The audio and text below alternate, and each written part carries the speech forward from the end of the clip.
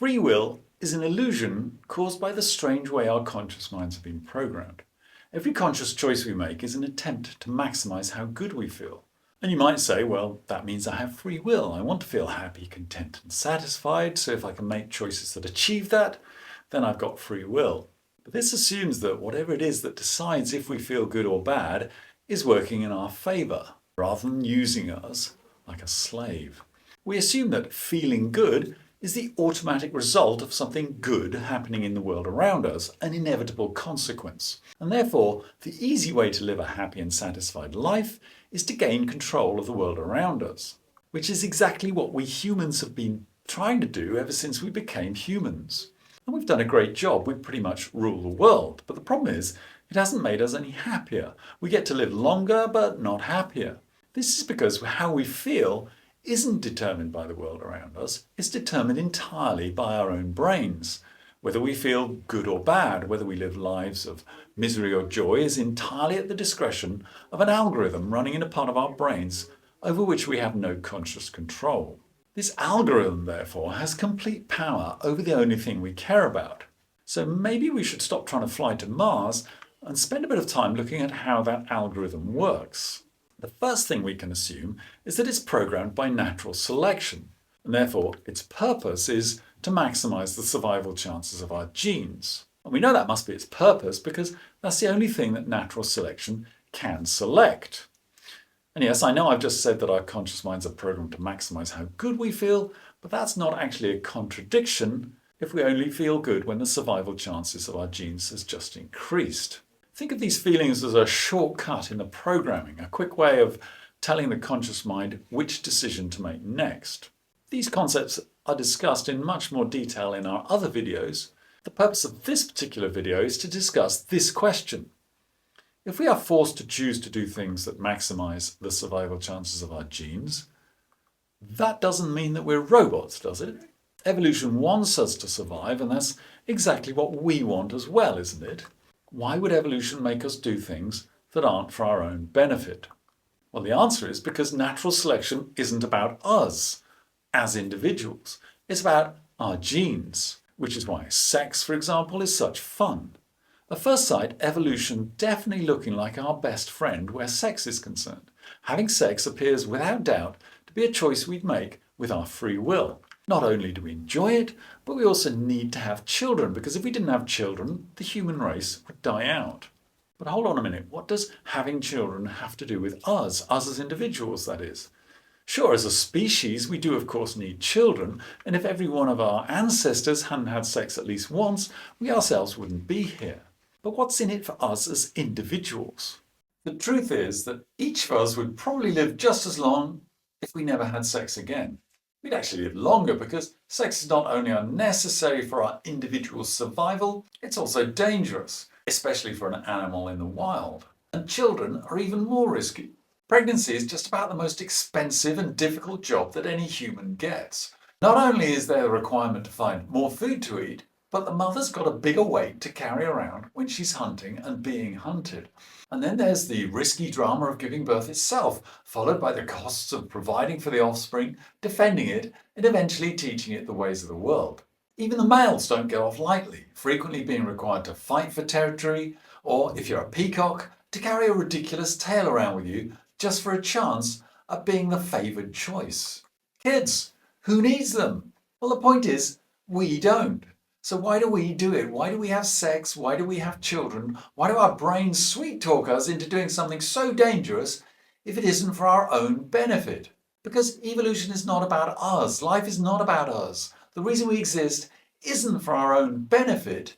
Evolution is about our genes. We exist as machines to spread our genes around the world. It seems crazy. It seems like it's the wrong way around, but we can't deny that it's our genes that survive and get passed on, not us. Compare yourself to a recording of your favourite music. What's the point? The music or the device? Vinyl, tape, CD, smartphone that the music is stored on. Does the music have an existence because of the device? Or does the device exist because of the music? Clearly, it's all about the music. The music can be copied to another storage device, its essential structure and sound unchanged, as each device becomes obsolete and disposed of. The storage devices exist because they're a good way of spreading music around the world. But they aren't the purpose, they aren't the point, they're the mechanism. Equally, human beings aren't the point. We're just the device by which the genes get to spread around the world. Our genes are the music. We're the discardable and vulnerable vinyl discs. The meaning of life for any evolved organism is to maximize the survival chances of our genes. Which is why we humans aren't designed to behave in such a way that we as individuals will survive. We're designed to behave in a way that will help our genes survive. Our behavior is controlled in such a way as to ensure that we maximize the survival chances of our genes. It's why we get pleasure from sex, it's why we get pleasure when our children do well at school.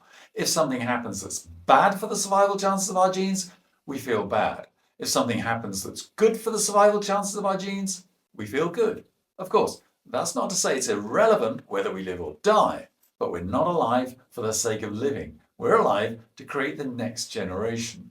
Being alive is just a mechanism to increase the survival of our genes. That's the way evolution works. It's what evolution is. You can't have the process of evolution by natural selection if you don't have genetic information that gets passed on from one individual to the next. If our ancestors had behaved in such a way that they maximized their own individual survival chances over the survival chances of their genes, they themselves might have lived longer, but they wouldn't have passed those genes on. The individuals with genes for look after yourself first and don't have children didn't reproduce. It was only the individuals that took the risk of having sex that could have become our ancestors. Natural selection can only select behavior that favors the genes ahead of the individual. That's the way it works.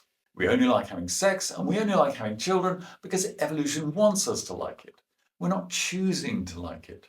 What if we could get all the pleasure we get from having children or sex without actually having to do it? Sounds absurd, of course, but if we've agreed that the only thing we care about is how we feel, we have to consider the serious possibility that if we had the opportunity to experience all the nice things without the accompanying risk, we'd be very advised to take that opportunity. Trapped inside an evolutionary machine. We are survival machines, robot vehicles blindly programmed to preserve the selfish molecules known as genes. This is a truth which still fills me with astonishment. Though I've known it for years, I never seem to get fully used to it. Richard Dawkins, The Selfish Gene. If we are our conscious minds, then maybe we're not so much Dawkins' survival machines as trapped inside survival machines. We can't escape. We can't stop the machine doing things for survival purposes. Instead, we've got to be active helpers in this whole job of spreading our genes, because the only thing we want to do is to feel good.